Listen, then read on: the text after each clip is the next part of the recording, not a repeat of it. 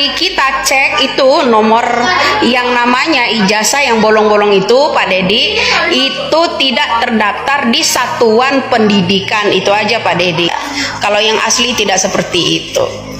Mereka itu nggak ngerti ya, bolongan-bolongan itu arti kode ya, kode itu ya, kode kalian harus tahu. Tapi di pertengahan ada 4 huruf itu. Bapak Kapolri yang terhormat, tolong Rudiana ini ditampilkan di publik dan suruh dia bicara bahwasannya apa yang sebenarnya terjadi, siapa orang yang menggiring 8 tersangka ini dan menyatakan ya pasti sebagai tersangka. Lalu kenapa anak-anak 8 tersangka ini beberapa hari setelah ditangkap digebukin sampai mukanya bonyok-bonyok, ada video. Sok pintar yang sok maha tahu, tapi dia nggak bisa apa-apa. Ibu Widya tidak bisa apa-apa. Saya dan netizen Indonesia banyak yang percaya kepada Ibu Widya. Katanya lo nggak punya motor, tapi kerjaan lo ngojek. Gimana ceritanya tuh? Itu kan bang suka ada motor yang adek. Guys, kasus Vina Cirebon di mana Ibu Widya kembali membongkar soal ijazah Peggy Setiawan Cianjur. Bagaimana informasinya berikut cuplikannya.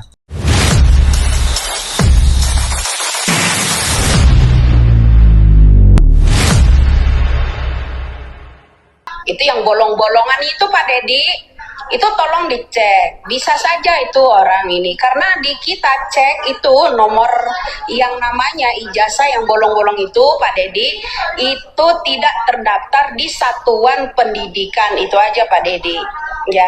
Kemudian di pertengahan yang namanya umur bolong-bolong itu kan ada sejenis rahasia dari kelahiran ya, jadi sejenis rahasia dari tanggal kelahiran seseorang itu punya Elis Pak Dedi. Jadi tolong nih Pak Presiden ya, amati semua nomor ijazah tersebut. Boleh buktikan kalian kalau nggak percaya. Nomor yang dari bolong-bolong itu serinya itu beda ya, beda sekali jauh. Itu nomor itu ya dari 2016 ke atas seri bolongan tersebut ya. Kalau yang asli tidak seperti itu. Mereka itu nggak ngerti ya, bolongan-bolongan itu arti kode ya, kode itu ya, kode kalian harus tahu. Tapi di pertengahan ada 4 huruf itu ya, seri dari tanggal kelahiran ya. Jadi kalau ada orang ya kaget dengan omongan saya mengenai ijazah palsunya seorang DPO, ya jangan bilang kalau saya bohong pula ngarang-ngarang. Jangan bilang pula kalau saya bilang, mereka bilang saya itu tahu dari seseorang ya. Jadi saya harap Bapak Dedi menelusuri kembali kode yang dibolong-bolong itu Pak Dedi, kode yang bolong-bolongan di ijazah paling atas itu ya Pak Dedi. Itu yang paling menentukan itu di pertengahan itu ada kode kelahiran seseorang ya. Jadi salam waras aja, semoga Indonesia jauh lebih pintar. Itu aja, salam. Ya guys, jadi Ibu Widya ini menanggapi soal ijazah Peggy Setiawan yang di Cianjur yang sudah keluar dan dipublish. Guys, kata Ibu Widya, ijazah itu palsu dan bukan asli, bahkan tidak terdaftar di satuan pendidikan. Ibu Widya meminta kepada Presiden dan Kang Deddy Mulyadi yang sering mewawancarai Peggy Setiawan untuk mengecek kembali apakah itu benar asli atau tidaknya, karena Ibu Widya yakin itu ijazah palsu dan bukan nama Peggy Setiawan, melainkan atas nama Elis. Kita nggak tahu Elis siapa, cuman yang Ibu Widya yakinkan itu bukan ijazah asli dari Peggy Setiawan. Ini hanya direkayasa untuk menutupi siapa sebenarnya Egy Setiawan tersebut. Dan untuk menentukan itu benar atau tidaknya, Ibu Widya juga menyarankan agar yang bolong-bolong di ijazah itu dicek kembali, karena di situ ada kode atau seri rahasia pemilik ijazah asli tersebut. Selain itu juga ada keanehan pada ijazah Peggy Setiawan, guys. Di ijazah SD-nya tidak ada foto cap sidik jari dan tidak ada stempelnya. Selanjutnya di ijazah SMK, kepala sekolahnya tidak ada nomor NIP-nya, guys. Itu yang beredar di video TikTok. Dan berikut beberapa komentar netizen melihat keanehan dan kejanggalan dari ijazah Peggy Setiawan yang dipublish tersebut. Yang sama-sama operator sekolah pada ketawa. Jeli sekali netizen. Mungkin belum ASN kak, kan katanya sekolah swasta. Buatnya sudah nggak ada waktu lagi, kata netizen. Netizen memang jeli, lebih cepat dan teliti dari instansi terkait. Pak Listio Sigit, tolong periksa ini. Itulah Indonesia, semua bisa dibeli dan disuap dengan uang, katanya. Maaf, buru-buru buatnya. Kasihan anak pejabat diketawain orang lemah. Sok pintar sih nipunya, emang orang lemah itu bodoh. Jadi bahan bully sedunia, katanya. Guys, selain itu juga berhubung dengan Hotman Paris dan Widya, di mana Hotman Paris sedang berseteru dan sindir-sindiran dengan Ibu Widya. Ada warganet yang menanggapi dari perseteruan tersebut. Berikut cuplikannya. Sok pintar, yang sok maha tahu, tapi dia nggak bisa apa-apa. Izin stick videonya Bapak Hotman Paris, pengacara terkondang di negeri ini yang mempunyai honor tertinggi, ya, dan tentunya yang kaya raya, ya. Memang betul kata beliau Bapak Hotman Paris, ya, Ibu Widya tidak bisa apa-apa karena seperti biasa, kalau rakyat kecil, rakyat biasa, biarpun tahu apa-apa tetapi tidak mempunyai uang banyak,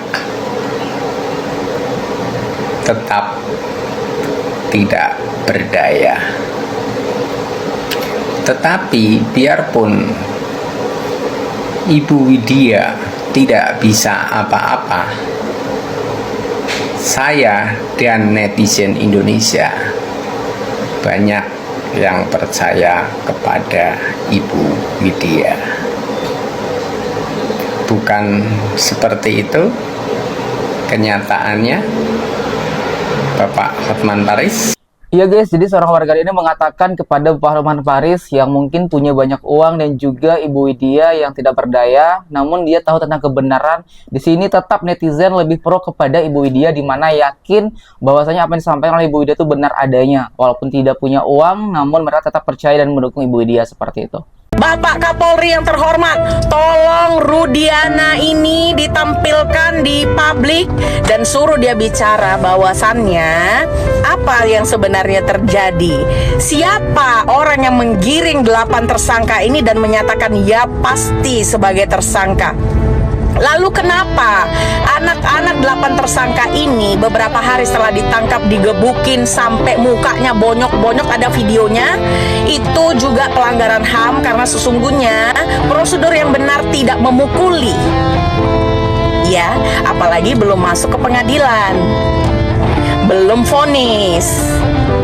Begitu. Iya guys, jadi di sini seorang warganet Tengku Zanzabella menghimbau dan meminta kepada Bapak Listio Sigit untuk memeriksa kembali Ibtu Rudiana, orang tua dari Eki yang dicurigai juga terlibat dari kasus ini karena sampai saat ini pun belum muncul dan tak bisa diwawancarai. Dan lalu kenapa 8 tersangka ini digebukin sampai mukanya bonyok guys, padahal belum ada keputusan dari pengadilan. Itu juga salah satu pelanggaran HAM dan Tengku Zanzabella ini menyayangkan soal itu. Jadi memang kita meminta ya guys ya, agar Bapak Ibtu Rudiana ini agar segera muncul dan memberikan klarifikasi. Ya, lo kan bilang katanya lo nggak punya motor, tapi kerjaan lo ngojek. Gimana ceritanya tuh? Itu kan bang suka ada motor yang adek, makanya suka pinjam sama adek gitu. Cuman gak tiap hari juga sih ngojeknya. Gitu. Tapi Ya. lo anak geng motor bukan? Kalau anak mereka iya, cuman kalau 2016 Peggy belum masuk, Peggy masuknya 2017. Di mana geng motornya? Di Cianjur. Bukan di Cirebon. Bukan. Pernah ke Cirebon nggak? Belum pernah. Belum pernah. Iya. Oke, Peggy. Saat lo dituduh adalah Peggy Setiawan yang membunuh almarhum Vina dan Eki, pertama kali lo dengernya taunya gimana? Tahu dari anak-anak, Mas Uya, katanya gini, anak-anak pada bilang, katanya, kok Pira, kata Peggy tuh bilang, Pira kayak gimana ya, kata anak-anak, Pira banget, pas lihat Peggy, oh iya Pira, Peggy tanya, emang kasus apa ini, kasus pembunuhan sama pemerkosaan. Aduh, bukan kasus main-main itu. Ya. Pas Peggy lihat, oh iya viral banget, banyak makanya Peggy juga sempat kan itu bikin klarifikasi sama si bapak yang takut Peggy kan, yang Peggy takutkan kan orang tua Peggy, kasihan lah. Iya. Dan Apalagi ibu kan kurang sehat juga gitu, jadi Oke. suka dropan, oke, jadi Bapak nggak bisa nyetir mobil ya? nggak bisa. Oke. Dan buruh bangunan. Ya, Peggy kerjanya apa, Peggy? Peggy kerjanya ya nggak kerja sih, cuman Peggy kalau malam ya kalau mau ngojek. Oke. Dan Peggy, waktu akhirnya isunya berkembang, kamu stres, sedih, marah, apa-apa? Kaget lah Peggy. Guys, kalian lebih percaya ke siapa? Pengakuan dari Peggy Setiawan atau bukti-bukti dari netizen yang juga banyak kejanggalan dan keanehan dari Peggy Setiawan tersebut, guys? Peggy mengaku dia tidak kenal secara langsung dengan Vina dan almarhum Eki. Bahkan dia juga tidak pernah ke Cirebon. Dia mengaku hanya seorang kuli bangunan tinggal di Cianjur, anak Pak Cecep. Dia mengaku juga kaget pada saat beritanya viral, dia dituduh melakukan pembunuhan dan pemerkosaan di kasus ini. Guys, sebelum aku menutup video ini, bagaimana tanggapan kalian melihat berita tersebut? Silahkan komentar di bawah ini sebanyak-banyaknya. Kami dari YouTube Bisa TV mengucapkan terima kasih dan sampai jumpa.